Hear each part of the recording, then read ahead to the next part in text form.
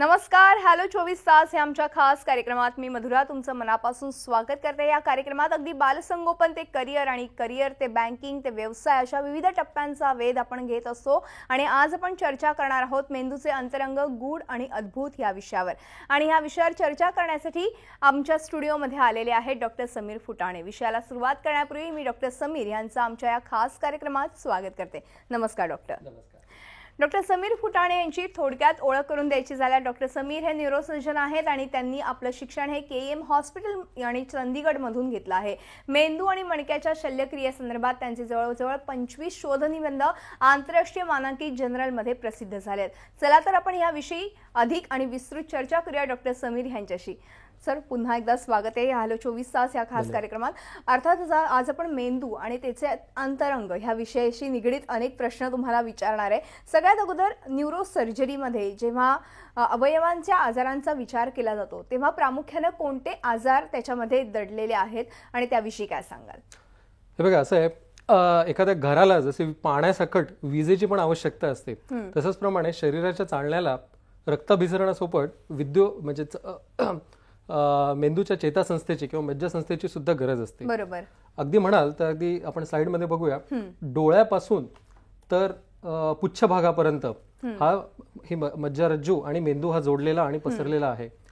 कवटी आणि मणके याच्यामध्ये तो बंदिस्त असतो आणि त्याच्यात असलेले छोटे छोटे छिद्रातनं छोटे बारीक आणि पातळ मज्जातंतू शरीराच्या प्रत्येक भागापर्यंत पोहोचतात आणि तिथे आपल्या मेंदूपासून येणारे सिग्नल्स पोहोचवतात आणि शरीराला मिळालेले सिग्नल्स मेंदूपर्यंत पोहोचवतात आणि त्याचं प्रोसेसिंग केलं जातं. बरोबर आहे. साधारणपणे माणसामध्ये मेंदू हा 3 भागात म्हणजे मोठा मेंदू, छोटा मेंदू आणि मध्य मेंदू अशा याच्यात डिवाइड केलेला असतो. आणि जसं म्हणजे माणसाखेरीज इतर प्राण्यांमध्ये हा जो मोठा मेंदू आहे हा छोटा होत गेली त्या प्रकारे हा माणसाचा मेंदू वाढत गेला आणि त्याचे जे हायर फंक्शन्स आहेत ते सगळे त्याच्यात सामावले गेले. आता असं आहे, मेंदू दिसायला तर अगदी असा फिक्कट गुलाबी कणकेच्या गोळ्यासारखा जरी असला आणि प्रत्येक माणसामधला दिसणारा मेंदू अगदी सारखा असला तरी मात्र प्रत्येकाचं वायरिंग मात्र वेगळं केलेलं असतं आणि त्याच्यामुळे प्रत्येकाचे विचार, व्यक्तिमत्व हे सगळं वेगळं असतं. प्रत्येकाच्या शरीराचा आराखडा हा मेंदूमध्ये प्रतिबिंबित केलेला असतो आणि त्याची जी क्वालिटी जास्त असेल, समजा म्युझिशियन असेल तर त्याचा हाताचा आराखडा हा मेंदूच्या भागात जास्त मोठा असेल किंवा त्याचा जो प्रतिबिंब ते जास्त असेल. त्याच्यामुळे मेंदूचा प्रत्येक कण आणि कण याला काही ना काही काम दिलेलं आहे आणि त्याच्यामुळे त्याचे जे आजार आहेत हे कॉम्प्लिकेट होत जातात. बरं. बरोबर. म्हणजे अशा पद्धतीने हे सगळं मेंदूमध्ये दडलेले अंतरंग तुम्ही आता सांगितले. पण एकूणच न्यूरोलॉजिस्ट आणि न्यूरोसर्जन ह्याच्यामध्ये नेमका काय फरक आहे आणि कोणाकडे कुठल्या आजारासाठी जायचं? कारण की हा महत्वाचा प्रश्न आहे. कारण की लोकांना एखादा मेंदूचा आजार जर उद्भवला तर नेमकं कोणाकडे जायचं, न्यूरोलॉजिस्टकडे जायचं की न्यूरोसर्जनकडे, हा प्रश्न पडतो. त्याविषयी काय आपल्या प्रेक्षकांना माहिती द्या. Yes, of course. असं आहे की स्ट्रक्चरल आजार म्हणजे कुठल्या तरी गोष्टीवर दबाव पडणारे, म्हणजे मेंदूच्या नसेवर किंवा मेंदूवर किंवा मणक्यावर कुठल्याही प्रकारचा दबाव जर पडत असेल तर जसं ट्यूमर आहे, रक्तस्राव आहे किंवा घसरलेली मेंदूची गादी आहे, मणक्यातली गादी आहे, तर ह्याचे जे ऑपरेशनद्वारे बरे करू शकणारे आजार आहेत हे न्यूरोसर्जन ट्रीट करतात. आणि न्यूरोलॉजिस्ट हे मेंदू विकार म्हणजे जे बायोकेमिकल प्रोसेस किंवा फंक्शनल प्रॉब्लेम्स म्हणजे जसं हेडेक आहे किंवा डोकेदुखी, अपस्मार, स्मरण क्षीणता आहे किंवा मेंदूचे मणक्याचे जंतू संसर्ग आहेत, याचे विकार हे न्यूरोलॉजिस्टकडे ट्रीट केले जातात. म्हणजे हा फरक खरं तर प्रत्येकाने जाणून घेतला पाहिजे, कारण बरेचदा असं होतं की गफलत होते न्यूरोलॉजिस्ट आणि न्यूरोसर्जन मध्ये. आणि ओव्हरलॅप पण आहे अर्थात दोन्ही आजारांमध्ये, जरी दोघांची मतं भिन्न असली तरी पण ओव्हरलॅप पण बऱ्यापैकी असतो. बरं. बरोबर. एकूणच आपण बघितलं तर मेंदूचे प्रामुख्याने आजार जर बघायला गेले तर मेंदू आणि मज्जारज्जू मधल्या गाठी म्हणजे ट्यूमर हे प्रामुख्याने बघितले जातात आजार. आणि शरीरातील इतर गाठी म्हणजे कॅन्सर सारख्या गाठी, ह्याच्यामधला नेमका काय फरक आहे आणि ह्यामधला फरक जेव्हा आपल्याला समजतो तेव्हा नेमके उपचार कशा पद्धतीने घ्यावे त्याविषयी काय मार्गदर्शन कराल? असं आहे, मेंदू मधली गाठ ही मेंदूची कुठल्या प्रकारची, ती कॅन्सरची गाठ आहे की साधी गाठ आहे याच्यापेक्षा त्याचं लोकेशन म्हणजे त्याची मेंदूमधली जागा कोणती आहे, स्लाइडवर आहे त्याच्यावरती हे सगळ्या गोष्टी अवलंबून असतात. म्हणजे सांगायचं झालं तर मध्य मेंदूची अतिशय साधारण गाठ म्हणजे कॅन्सर नसलेली गाठ ही जास्त धोकादायक असते ऍज कम्पेअर टू पुढच्या मेंदू मधली कॅन्सरची गाठ. कारण मध्य मेंदू हा आपला श्वसन प्रक्रिया म्हणजे मी स्लाइडवर इथे दाखवतोय, आपली श्वसन प्रक्रिया, हृदय प्रक्रिया, हातापायाचं चालणं हे सगळं या भागात मानेच्या कंट्रोल केलं खालचा भाग जातं. म्हणजे मध्य मेंदूचा आहे का? मेंदूच्या पाठीमागच्या भागातला अतिशय छोटासा पार्ट असतो तो. सो त्याच्यात सगळे यंत्रणा, सगळ्या वायर्स एकत्र आलेल्या असतात, त्याच्यामुळे ती फायनल एक कनेक्शन असतं. त्याच्यामुळे त्याच्यात झालेली गाठ ही साधी गाठ जरी असली तरी त्याच्यापर्यंत पोहोचणं डिफिकल्ट असतं, क्लिष्ट असतं आणि ती काढल्यावरती होणारा डॅमेजही खूप जास्त असतो. त्याच्यामुळे त्या भागातली साधी गाठ सुद्धा जास्त धोकादायक ठरते. बहुतांशी गाठीसाठी आम्ही MRI आणि CT स्कॅन आणि अँजिओग्राफी कधी कधी लागल्यास ह्या दोघांचा निदानासाठी उपयोग केला जातो. याशिवाय इव्हन म्हणजे MRI आणि CT स्कॅन या सगळ्यांचा ऑपरेशनच्या प्लॅनिंगसाठी सुद्धा तितकाच वापर केला जातो, की त्या गाठीपर्यंत पोहोचण्यासाठी कुठला मार्ग सुकर ठरेल किंवा कमीत कमी इजा होता त्याच्यापर्यंत आपण पोहोचू शकू, हे सुद्धा MRI आणि CT स्कॅन वरती ठरवलं जातं, डिपेंड आहे. बरोबर आहे, बरोबर. म्हणजे आता जेव्हा आपण निदान करण्याच्या अवस्थेत असतो तेव्हा आपण MRI CT स्कॅन करणं आवश्यक आहे आणि त्याच्यानंतर अर्थात उपचारांकडे वळलं पाहिजे. कुठेतरी कॉम्प्लिकेटेड असतात का हे उपचार करणं? नाही, तसं पाहिलं तर बघा, मी आता बहुतांशी मेंदूच्या किंवा मणक्याच्या मज्जारज्जूच्या ज्या गाठी असतात त्यांना आजकाल सूक्ष्मदर्शक यंत्रकाद्वारे म्हणजे मायक्रोस्कोपद्वारे त्याचा इलाज केला जातो. त्याच्यामध्ये ट्युमर आणि नॉर्मल मेंदू यांच्यामधला जो फरक असतो तो याच्याद्वारे सुस्पष्टपणे होतो. आणि त्याचं असं असतं की याच्याशिवाय म्हणजे इव्हन मायक्रोस्कोपच्या शिवाय काही ठिकाणी एंडोस्कोपद्वारे सुद्धा इलाज केला जातो. एंडोस्कोपमध्ये म्हणजे नाकातनं दुर्बीण घालून मेंदूच्या तळाशी असलेल्या ज्या गाठी असतात त्यांच्यावर सुद्धा याच्यातनं उपचार केला जातो. पण अर्थात एक गोष्ट लक्षात घेण्यासारखी आहे की बाकी शास्त्रांमध्ये लॅप्रोस्कोपी म्हणा किंवा आर्थ्रोस्कोपीमध्ये मिनिमली इन्व्हेसिव्ह म्हणजे त्वचेवरती कमी छोटा उरण देऊन मोठी ऑपरेशन केलं असं हे केलं जातं, सांगितलं जातं. पण मेंदूच्या आजारांमध्ये मिनिमली इन्व्हेसिव्हचा अर्थ होतो मेंदूला कमीत कमी इजा होऊन त्याच्यापर्यंत पोहोचणे. बरोबर. त्वचेवरचा किंवा चामडीवरचा व्रण हा मोठा आहे किंवा छोटा आहे याच्यामुळे ती सर्जरी मिनिमली इन्व्हेसिव्ह आहे किंवा नाही हे जास्त हे ठरत नाही. ती किती मिनिमम डॅमेज करून तिथपर्यंत आपण पोहोचलेलो आहोत त्याच्यावरती त्याचं क्रेडिट ठरतं. अर्थात एंडोस्कोप वापरावा का मायक्रोस्कोप वापरावा हा कम्फर्ट हा सर्जनचा एक्सपर्टीज आणि त्याचा कम्फर्ट लेवल आहे. याच्यात पेशंटनी काही वेगळं सांगावं असं नाही. म्हणजे थोडक्यात इथे तुमचं सगळं नैपुण्य म्हणजे पणाला लागलेलं असतं आणि एकूणच खरं तर ही थोड्याशा कॉम्प्लिकेटेड सर्जरीज असतात असं म्हणायला हरकत नाही. कारण की जरी कितीही म्हणजे टेक्नॉलॉजी वाढली असली, म्हणजे तुम्ही आता ज्या काही सांगितल्यात त्या गोष्टी, तरी देखील कुठेतरी कॉम्प्लिकेटेड असल्यामुळे थोडासा तेवढाच फार आत्मविश्वासानं त्या सगळ्या गोष्टींकडे बघावं लागतं. सर, अजून एक महत्वाचा प्रश्न म्हणजे तो म्हणजे ब्रेन हॅमरेज बद्दल. ब्रेन हॅमरेज होण्याची नेमकी काय कारणं असतात आणि त्यावरती न्यूरोसर्जरीमध्ये काय उपचार आहेत? बरोबर. ऍक्च्युली ब्रेन हॅमरेज म्हणजे मेंदूतील रक्तस्राव हा सगळ्यात ड्रेडफुल इलनेस आहे किंवा सगळ्यात घाबरवणारा हा पेशंटला, नातेवाईकांना आणि न्यूरोसर्जनला तिघांनी भीती असते त्या आजाराची. त्याच्यात मुळात मुख्यत्वे 2 कारणं असतात. एकतर ब्लड प्रेशरचं अति उच्च रक्तदाब होणे आणि त्याच्यामुळे मेंदूची नस फुटून त्याच्यात रक्तस्राव होणे हा एक प्रकार झाला.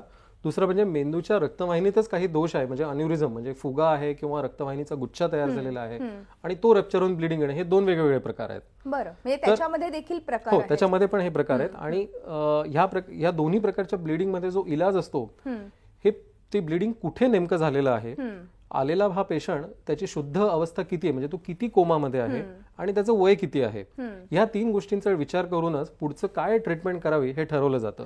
की प्रत्येक ब्लिडिंगला ऑपरेशन केलं म्हणजे ते बरं झालं असं नाहीये. कारण ब्लिडिंगचं ऑपरेशन हे फक्त जीव वाचवण्यासाठी केलं जातं, पण त्या ब्लिडिंगनी केलेल्या डॅमेजमुळे तो व्यक्ती ऑपरेशन नंतर किंवा जीव वाचल्यानंतर किती परावलंबी राहणार आहे त्यावर सुद्धा ऑपरेशनचं डिसिजन हे करावं लागतं. बरोबर. पण मग ब्रेन हॅमरेज झाल्यावरती अनेकदा माणूस जगावतो असं बोललं जातं, हे कितपत खरं आहे? म्हणजे उपचारांना उशीर होतो म्हणून दगावतो? उपचारांना उशीर ते पण महत्वाचं आहे, कारण साधारणपणे पहिल्या 3 ते 4 तासात जर व्यवस्थित उपचार होऊ शकले तर त्याला डेफिनेटली बेनिफिट मिळतो. पण प्रॅक्टिकली डायग्नोज होऊन न्यूरोसर्जन पर्यंत पोहोचण्यात हा जो कालावधी असतो किंवा जिथे कुठे घटना घडलेली आहे तिथपासून तर पेशंट हॉस्पिटलपर्यंत पोहोचून या कालावधीला लागणाऱ्या वेळेमुळे ऑब्व्हियसली त्याच्यामध्ये जेवढा बेनिफिट मिळावा तेवढा मिळू शकत नाही. तर दरवेळेला ते काही शक्य नसतं. बरोबर. पण मग ब्रेन हॅमरेज होण्याची नेमकी काय कारणं असू शकतात? आता जसं आपण एक रक्तवाहिनीच्या फुग्याबद्दल मी तुम्हाला सांगत होतो, त्याच्यामध्ये मेंदूच्या रक्तवाहिन्या जन्मताच किंवा नंतर ब्लड प्रेशरमुळे किंवा तंबाखूच्या सेवनामुळे किंवा अजून काही अनुवंशिक कारणामुळे जर फुगा झाला असेल तर तो अतिरक्त म्हणजे ब्लड प्रेशर थोडंसं जरी वाढलं तरी तो फुटतो आणि त्याचा रक्तस्राव होतो. अशामध्ये हा फुगा पुन्हा फुटण्याची शक्यता असते, म्हणून त्याचं ऑपरेशन केलं जातं.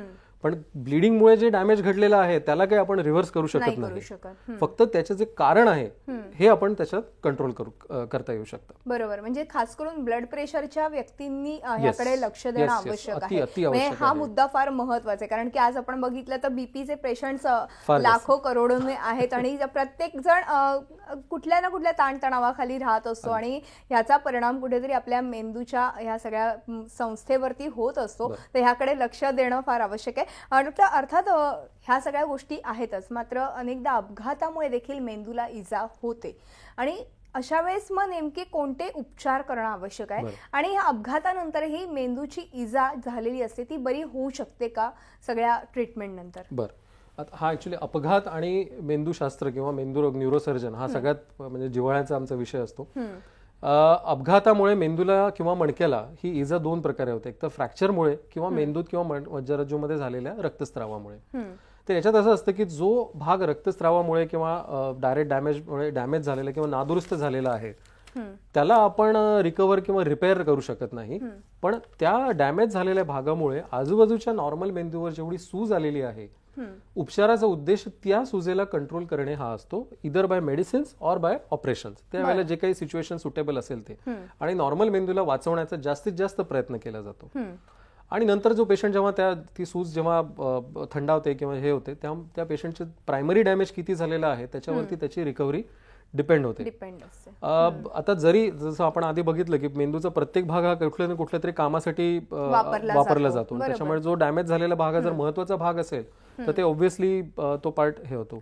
पण निसर्गाने किमया केली त्याला म्हणजे न्यूरॉनल प्लास्टिसिटी असं म्हणतात. त्याच्यामध्ये जो पार्ट डॅमेज झालाय तो उरलेला जो मेंदू आहे हे त्या डॅमेज झालेल्या भागाचं फंक्शन प्रॅक्टिकली आपल्या शिरावर घेतो आणि ती ऍक्टिव्हिटी करतो. अर्थात हे होण्यासाठी थोडंफार फिजिओथेरपी ट्रेनिंग आणि ऑब्व्हियसली जर यंग म्हणजे तरुण पेशंट असेल तर त्याच्यामध्ये ही रिकव्हरी चांगली राहते दॅन ओल्डर पेशंट. म्हणजे थोडक्यात अपघातानंतरही आपल्या मेंदूची प्रक्रिया सुरू राहू शकते, फक्त चांगले उपचार घेणं आवश्यक आहे आणि वेळच्या वेळी उपचार घेणं आवश्यक आहे. आणि सगळ्या उपचारानंतर तुम्ही जसं म्हणालात तसं फिजिओथेरपी देखील तितकीच महत्वाची आहे. आपण एक छोटासा ब्रेक आणि ब्रेक नंतर अशी चर्चा पुढे चालू ठेवूया. तेव्हा हॅलो 24 तास मध्ये वेळ झाली एका छोट्याशा ब्रेकची. कुठेही जाऊ नका, पाहत राहा आमचा खास कार्यक्रम हॅलो 24 तास.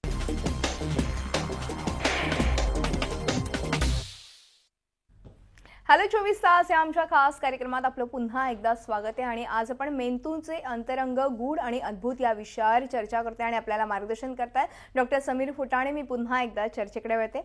डॉक्टर समीर, अर्थात आपण मेंदूच्या एकूणच अंतरंगांविषयी चर्चा करतोय, मात्र अनेकदा आपण बघतो की डोकेदुखीचा आजार मोठ्या प्रमाणात बळावलेला दिसतो. काही झालं की आपलं डोकं दुखायला लागतं आणि मग आपल्याला वाटतं की आपल्याला कुठला तरी मेंदूचा आजार उद्भवलाय की काय. मात्र प्रत्येक डोकेदुखी ही मेंदूच्या आजाराचं कारण ठरू शकते का आणि त्याविषयी काय सांगाल? येस, आय थिंक मला वाटतं माझी 90% ओपीडी ही डोकेदुखीशीच संबंधित असते.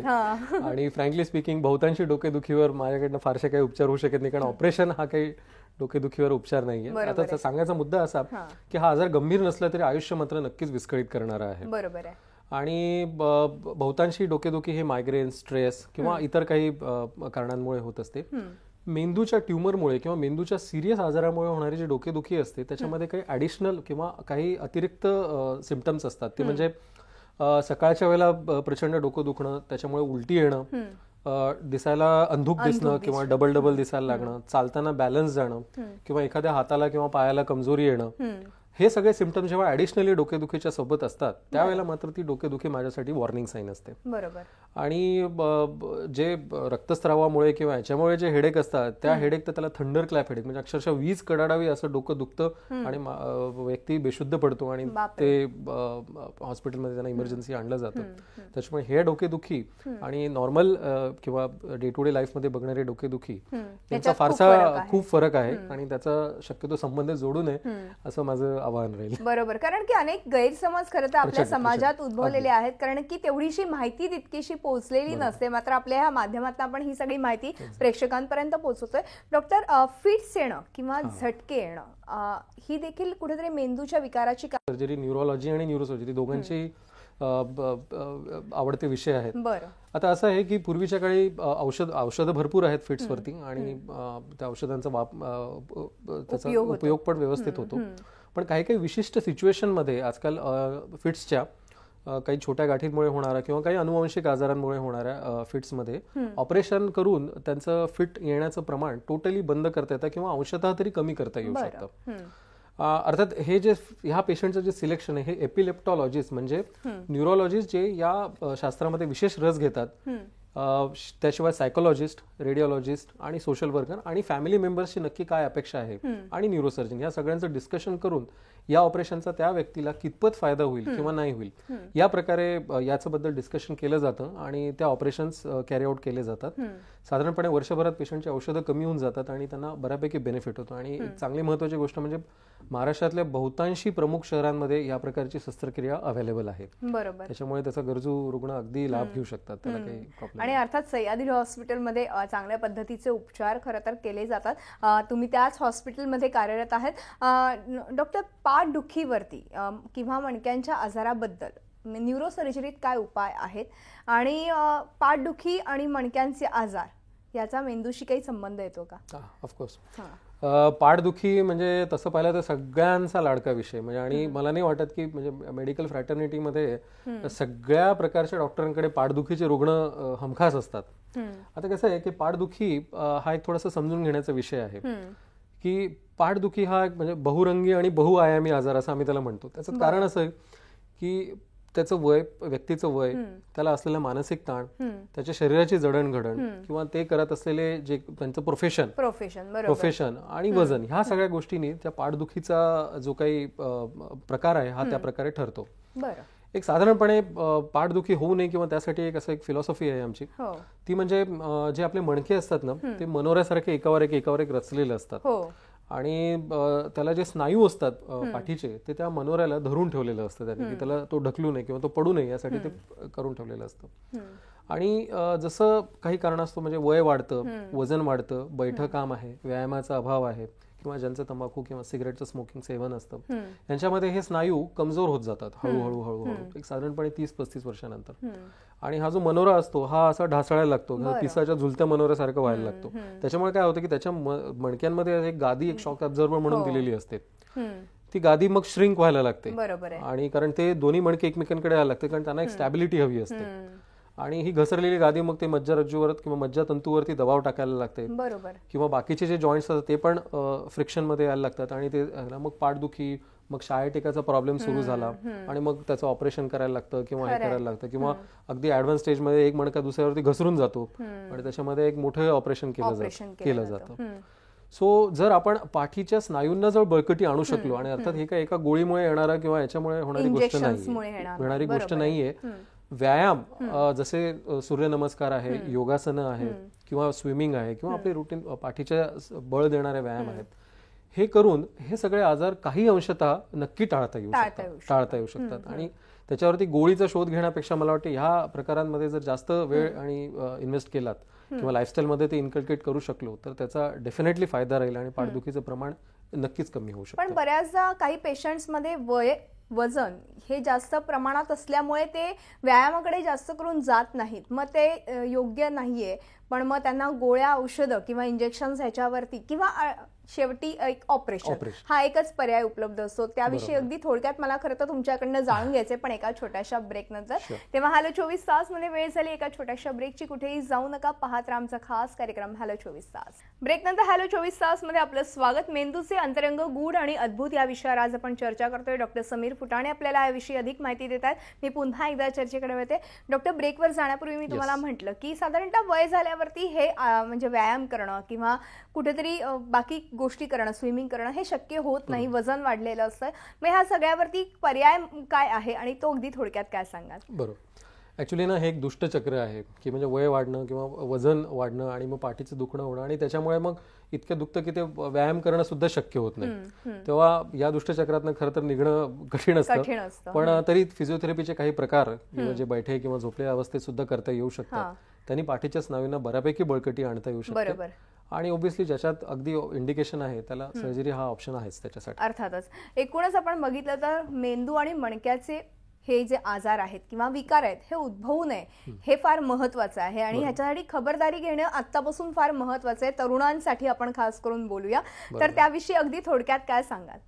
आता हे बघा असं आहे, आपण आता 3 आजारांबद्दल बोललो. आता जसं डोके आपलं मेंदूचे ट्युमर्स आहेत त्याला तर खरं काय प्रिव्हेन्शन नाही कारण हे अनुवंशिकरित्या डिसाईड होतात. रक्तस्राव हा एक अतिशय प्रिव्हेंटेबल मेंदूचा आजार आहे आणि त्याच्यात उच्च रक्तदाब हा प्रिव्हेंट करण्यासाठी त्याचं अर्ली एज मध्ये स्क्रीनिंग करणं म्हणजे आधीच रेग्युलर चेकअप ठेवणं, वजनावरती कंट्रोल ठेवणं, व्यायाम आणि व्यसनमुक्तीकडे जाणं हा त्याच्यासाठी खरंच एक प्रिव्हेंटिव्ह न्यूरोसर्जरी आहे असं मी म्हणू शकतो. दुसरा पार्ट ऍक्सिडेंटचा, कारण ऍक्सिडेंटचा पार्ट हा न्यूरोसर्जरीचा जवळजवळ 75% भाग असतो.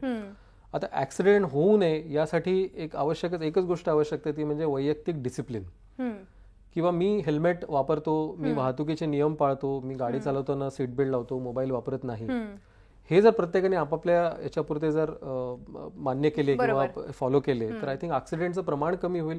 प्रमाण नाही कमी झालं तरी निदान ऍक्सिडेंटमुळे होणारा जो दुष्परिणाम आहे ते तरी थोड्याफार प्रमाणात कमी होऊ शकतात.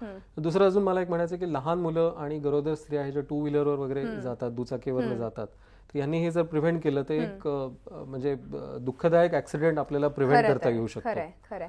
थोडक्यात अशा पद्धतीने आपण खबरदारी घेणं आवश्यक आहे आणि एकूणच खरं तर वेळ संपल्यामुळे आज आपल्याला इथे थांबावं लागतंय डॉक्टर. मात्र तुम्ही आलात आणि मेंदूचे विकार आणि एकूणच कशा पद्धतीने आपण या सगळ्यावरती आता उपचार करू शकतो आणि कसे ऍडव्हान्स टेक्नॉलॉजी आता सध्या आहे उपस्थित हॉस्पिटल्समध्ये वेगवेगळ्या आणि शहरांमध्येच नाही तर आता वेगवेगळ्या ठिकाणी खरं तर ह्या सगळ्यावरती उपचार केले जातात. तुम्ही खूप छान माहिती आणि मार्गदर्शन आपल्या प्रेक्षकांना केलं त्याबद्दल मनपूर्वक धन्यवाद. तेव्हा इथं हॅलो 24 तास ह्या आमच्या खास कार्यक्रमात इथेच थांबतो. तुम्ही पाहत राहा झी 24 तास, रहा एक पाऊल पुढे.